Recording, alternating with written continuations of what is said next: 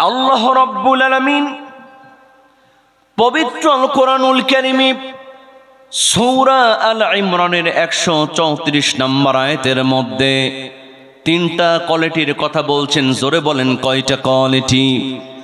তিনটা কোয়ালিটি আল্লাহ রাব্বুল আলামিন পবিত্র আল কোরআনুল কারীমে জানায় দিলেন। এই তিনটা কোয়ালিটি যার মধ্যে থাকবে ওরা হবে মুহসিন। আল্লাহ পাক শেষ কথা বলে দিচ্ছেন, ইন্নাল্লাহা ইউহিব্বুল মুহসিনিন।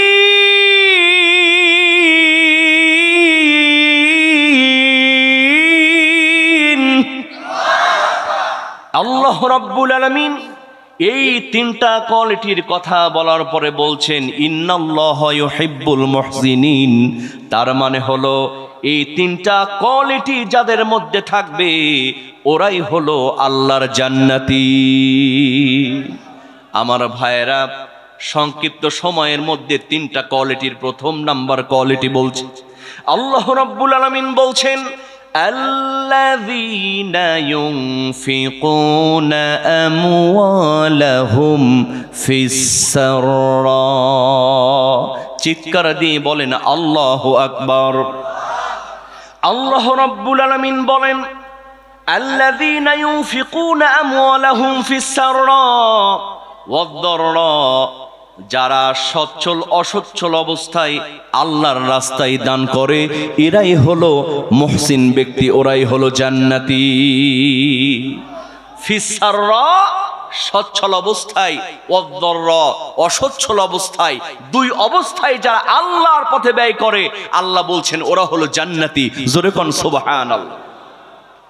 তাহলে সচ্ছল অবস্থায় আল্লাহর রাস্তায় যেমন করে দান করতে হবে, সহযোগিতা করতে হবে, ঠিক এমনি ভাবে অসচ্ছল অবস্থায়ও দান করার দরকার আছে না নাই?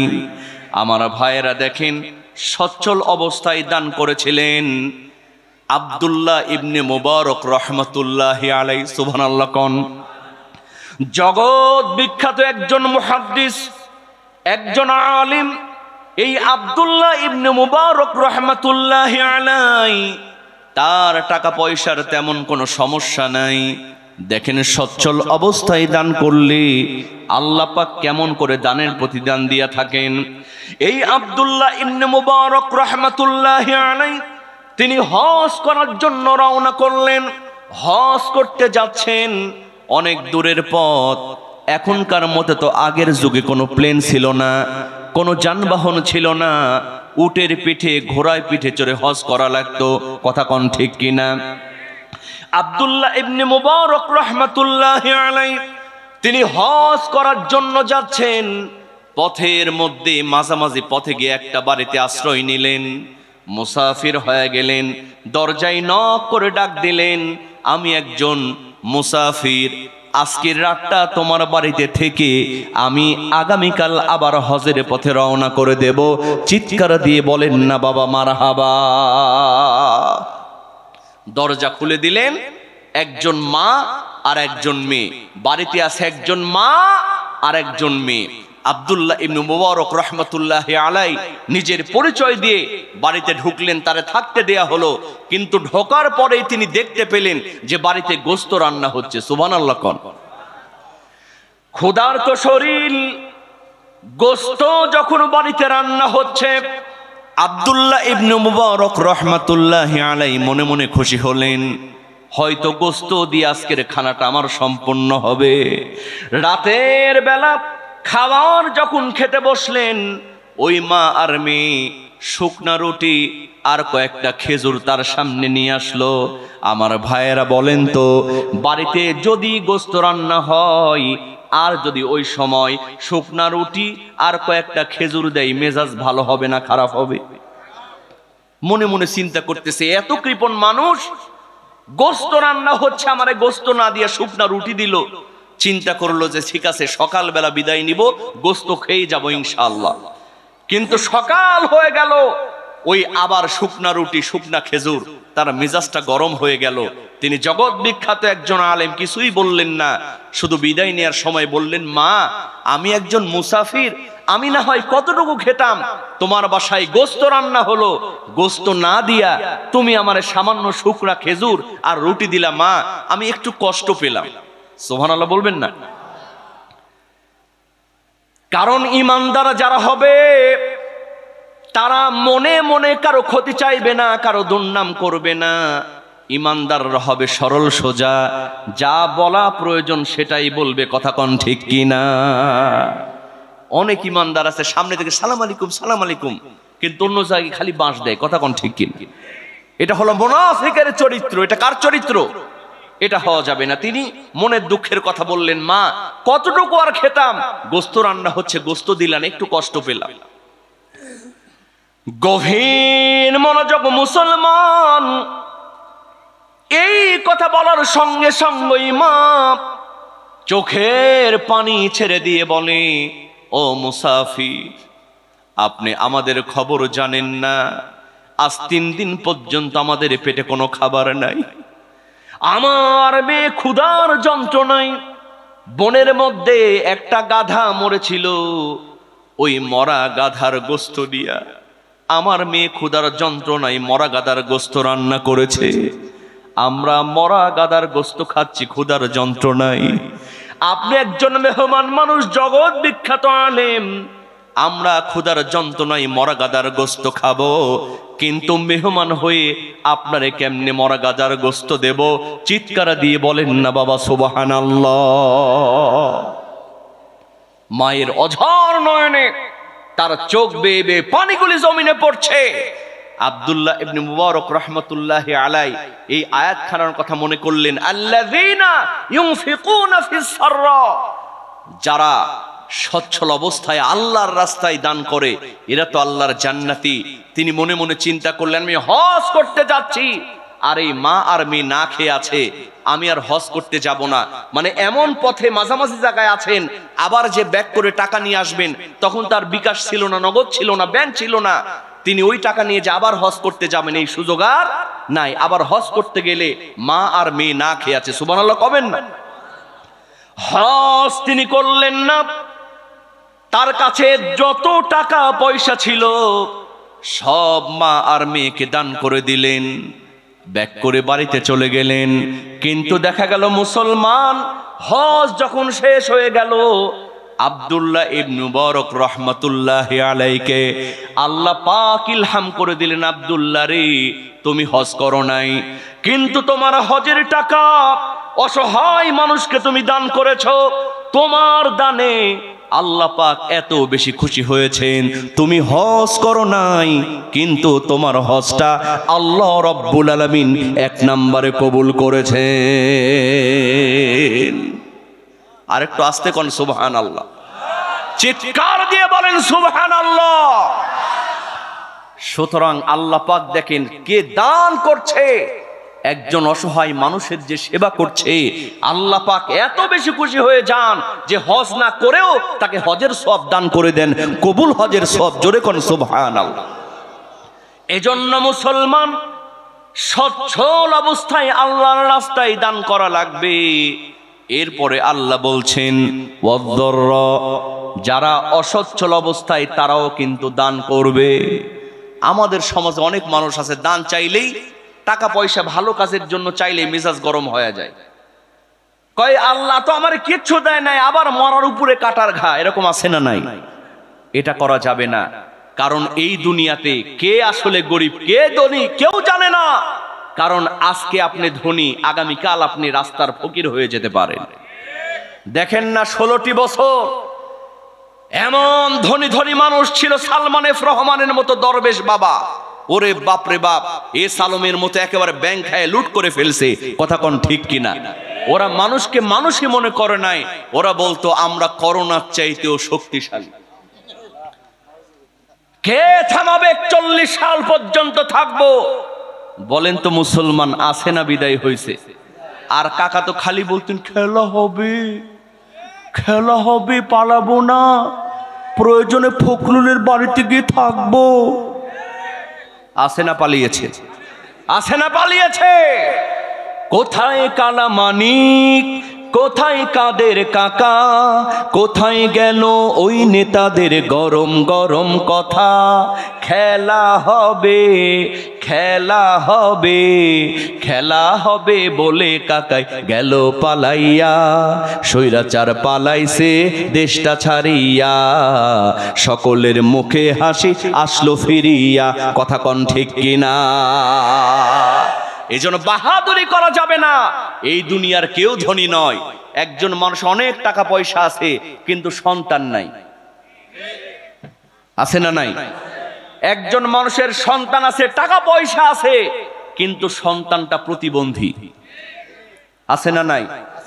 অঢেল টাকা পয়সা, আমার মামা ভালো বলতে পারবেন, কোটি কোটি টাকা, ইচ্ছা করলে 3 বেলা গোস্ত খেতে পারেন, কিন্তু এমন রোগ আল্লাহ দিয়েছে, সকালে একটা রুটি, দুপুরে 1 মুঠো সবজি দিয়ে ভাত, রাত্রে আবার একটা রুটি, খাওয়ার কোনো উপায়। তুমি কাউরে দিলা 10টা সন্তান, জায়গা সম্পদ নাই, আবার কাউরে দিলা কোটি টাকাও একটাও সন্তান নাই। ওরে টাকা পয়সা ধন সম্পত্তি দিলা বেশি করে, কিন্তু মরার পহরে কান্দে করে, মরার পহরে কান্দে করে কবরে শুয়াবে রে। কি খেলা খেলিছ দয়াল রে, ঠিক কিনা? এজন্য আমার ভাইয়েরা, বড়াই করা যাবে না। আল্লাহ বলছেন অসচ্ছল তুমি, তারপরও তুমি আল্লাহর রাস্তায় দান করো। সুবহানাল্লাহ কোন? আল্লাহর নবীজির একজন সাহাবী, দেখেন কেমন অসচ্ছল, 3 দিন থেকে বাড়িতে বাজার নাই। বিবি বলতেছে, প্রাণের স্বামী 3 দিন পর্যন্ত বাজার করো নাই, আজকে যদি বাজার না করো বাচ্চারাও খেতে পারবে না, যাও জলদি করে যেখান থেকে পারো বাজার নিয়ে আসো। আল্লাহর নবীজির সাহাবী তালহা রাদিয়াল্লাহু তাআলা আনহু, টাকা নাই, পয়সা নাই, বাজার করার মতো কোনো তার কাছে স্বর্ণ মুদ্রা নাই। আমার ভাইয়েরা দেখেন, ছেলে মানুষের পকেটে যদি টাকা না থাকে মেজাজ ভালো হয় না খারাপ হয়? বাজারের ব্যাগটা নিয়ে ঘুরে, কোথাও টাকা নাই, পয়সা নাই, বাজার আছে কেনার মতো কোনো শক্তি নাই, কিন্তু চিন্তা বাড়িতে বাজার নিয়ে যাওয়া লাগবে। সারাদিন ঘোরাঘুরি করে কোনো কাজও পেলেন না, ইশার নামাজ পড়ার জন্য মসজিদে নববীর মধ্যে প্রবেশ করলেন। জোরে কোন সুবহানাল্লাহ। সাহায্য চাইতে হবে কার কাছে? ইয়া আইয়ুহাল্লাযীনা আমানুস্তাঈনু বিসসবরি ওয়াস সালাহ।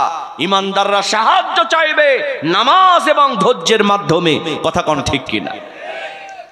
তালহা রাদিয়াল্লাহু তাআলা আনহু এশার নামাজ আদায় করে ফেললেন।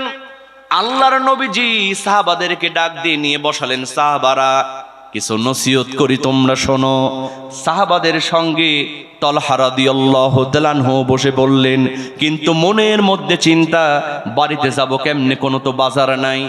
বিবি তো বাজারের জন্য অপেক্ষা করতেছে।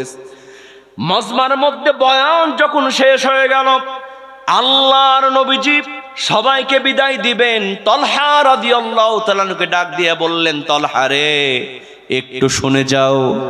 আল্লাহর নবীজি ডাক দিয়ে বললেন, তালহা আমার কাছে একজন মেহমান আছে, মক্কা থেকে মদিনায় হিজরত করেছে, এই মেহমানটাকে তোমার বাড়িতে গিয়া নিয়া একটু মেহমানদারি করায়া দাও।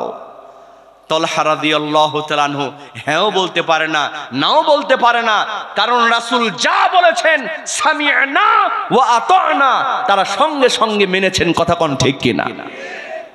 মনে মনে চিন্তা আছে না নাই? মেহমানকে নিয়ে লজ্জায় রাসূলকে বলতে পারেন না, হুজুর আমার বাড়িতে তো বাজার নাই, আমাদের খাওয়ার মতো কিছু নাই, আর মেহমান নিয়ে যাব কেমন কথা? এটা তিনি বলেন নাই, মেহমান নিয়ে বাড়ির দিকে রওনা করেছেন। সুবহানাল্লাহ কবেন না? আর আমাদের বাড়িতে মেহমান আসলে মেজাজ ভালো হয় না খারাপ হয়? গ্রামের মানুষরা খুব খুশি হয়, কিন্তু গ্রাম থেকে কেউ যদি শহরে যায় দেখবেন থেকেও ফোনে কয় নাই, তারপরে তাড়াতাড়ি বিদায় করতে পারলেই বাঁচা। কথা কোন ঠিক কিনা? এরকম কিছু মানুষ আছে না নাই? বাজান মেহমানদারি করা লাগবে, তাহলে আল্লাহ পাক খুশি হয়ে যান। তালহা রাদিয়াল্লাহু তাআলা আনহু তার সেই সাহাবীকে নিয়ে মেহমানকে নিয়ে বাড়িতে গিয়া দরজায় নক করে বিবিকে বললেন, আসসালামু আলাইকুম বিবি, দরজাটা খোলো। জোরে কোন সুবহানাল্লাহ। স্বামীও যেমন স্ত্রীও তেমন, সালাম এমন সুরে দিয়েছেন।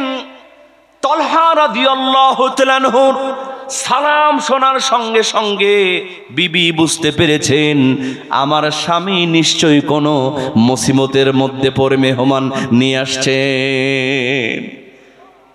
আপনার আমার বাড়ি হলে কি হতো? আপনার আমার বাড়ি হলে কি হতো? কয় ফোন নাই, কিছু নাই, ফোন করা লাগবে না আসার জন্য, যাত্রার বাড়িতে তুমি মেহমান নিয়ে চলে আসছো। এরকম কিছু মা বোন আছে না নাই?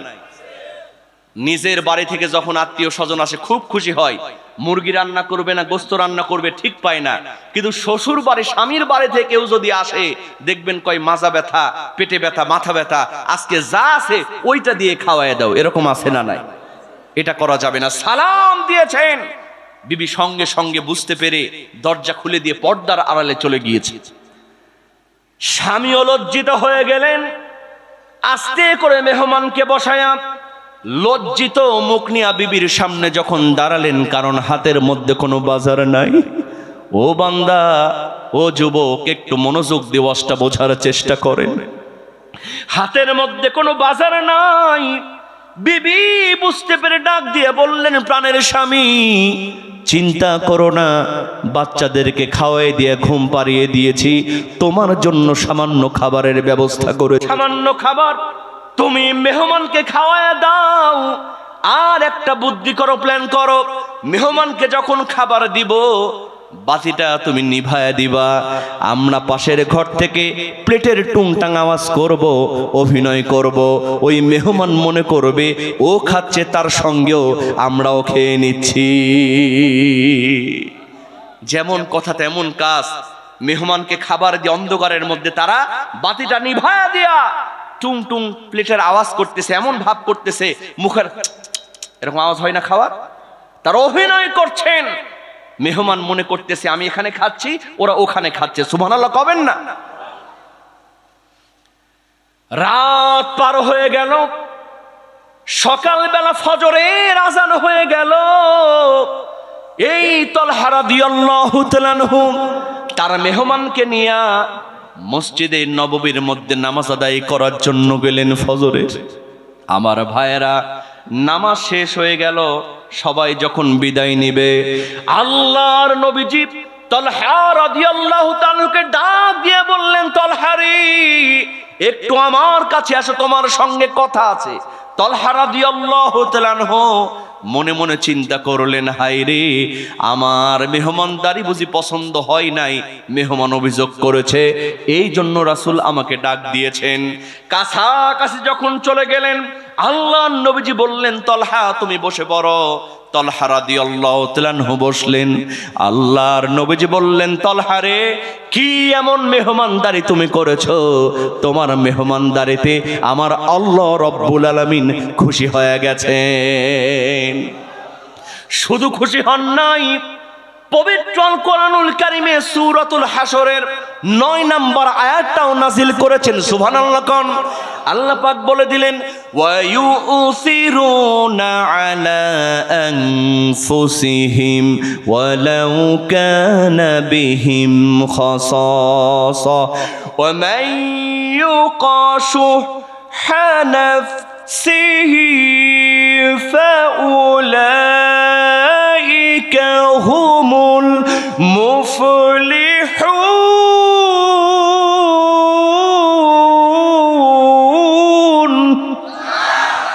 আল্লাহ রাব্বুল আলামিন বলে দিলেন, যারা নিজের চাইতে অন্যকে প্রাধান্য দেয় বিপদে আপদে অসচ্ছল অবস্থায়, ওরাই হলো মুফলিহুন, ওরাই হলো আল্লাহর জান্নাতি। জোরে কোন সুবহানাল্লাহ। এই জন্য অসচ্ছল অবস্থায় যদি আপনি 10 টাকা খরচ করেন, 700 গুণ বাড়ায় দিবেন কে? বরং সচ্ছল অবস্থার চাইতে যারা অসচ্ছল অবস্থায় 1 টাকা দান করবে, আল্লাহ পাক 1 লক্ষ টাকা দানের সওয়াব দিবেন। কি আপনারা জানেন না? হযরতে আবু বকর রাদিয়াল্লাহু তাআলা আনহু তাবুকের যুদ্ধে আল্লাহর নবীজি দান চাইলেন, সবাই দান করলেন, কিন্তু আবু বকরের দেখা যায় না। সুবহানাল্লাহ কবেন না? আল্লাহর নবীজি বললেন, সাহাবীরা তোমরা সবাই দান করেছো, কিন্তু আমার আবু বকরের আমি কেন দেখি না? আল্লাহর নবীজি লক্ষ্য করলেন, মসজিদের পিলারের এক কোণায় গিয়া হযরতে আবু বকর রাদিয়াল্লাহু তাআলা আনহু অঝর নয়নে কাঁদতেছে। আল্লাহর নবীজি বললেন, আবু বকর সময় তো দান করলো, এই তাবুক যুদ্ধে তুমি কি দান করবা না? হযরত আবু বকর রাদিয়াল্লাহু তাআলা আনহু সামান্য একটা থলের মধ্যে এনে আল্লাহর নবীজির সামনে ওইটা ঢাললেন, কয়েকটা খেজুর আর কিছু মাল সামানা বের হয়ে গেল। আল্লাহর নবীজি বললেন, সাহাবীরা তোমরা যে যা দান করেছো সবচেয়েতে আমার আবু বকরের দান আল্লাহর কাছে দামি হয়ে গেছে। কারণ হযরত ওমর ফারুক রাদিয়াল্লাহু তাআলা আনহু, আলী রাদিয়াল্লাহু তাআলা আনহু, ওসমান রাদিয়াল্লাহু তাআলা আনহু সবাই আশ্চর্য হয়ে গেলেন, হুজুর আমরা এত দিলাম আর আবু বকর সামান্য কয়েকটা খুরমা দিয়া কিছু মাল সামানা দিয়া আমাদের চাইতে আল্লাহর কাছে দাম বেশি হয়ে গেল, এর কারণটা কি? সুবহানাল্লাহ কবেন না? আল্লাহর নবীজি বললেন, ওমর তুমি কত দিয়েছো, কত বাড়িতে রেখে এসেছো? কয় হুজুর অর্ধেক দিয়েছি, অর্ধেক রেখে এসেছি। আলী রাদিয়াল্লাহু তাআলা আনহু বললেন, অর্ধেক দিয়েছি, অর্ধেক রেখে এসেছি। সবাই একই কথা বললেন। এবার আল্লাহর নবীজি বললেন, আবু বকর তুমি কত দিয়েছো আর কত রেখে এসেছো?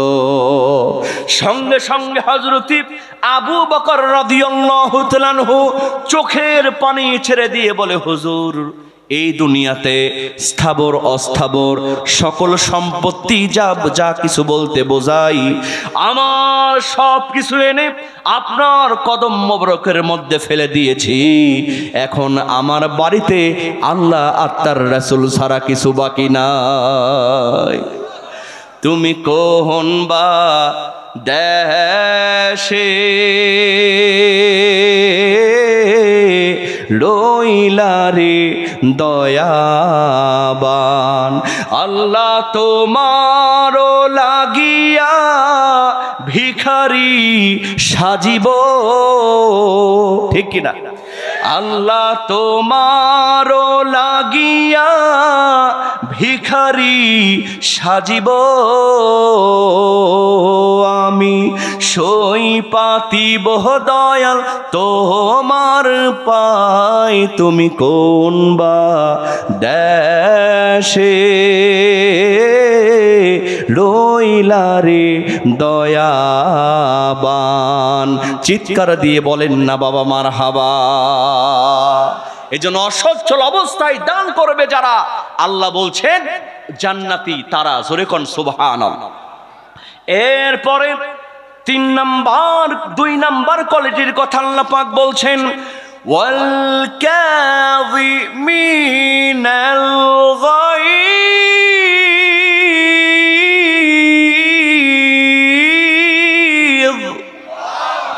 আল্লাহ রাব্বুল আলামিন বলেন, ওরা হলো মুহসিন ব্যক্তি, যাদের রাগ আসে, রাগ আসার সঙ্গে সঙ্গে আবার রাগকে নিয়ন্ত্রণ করে নেয়।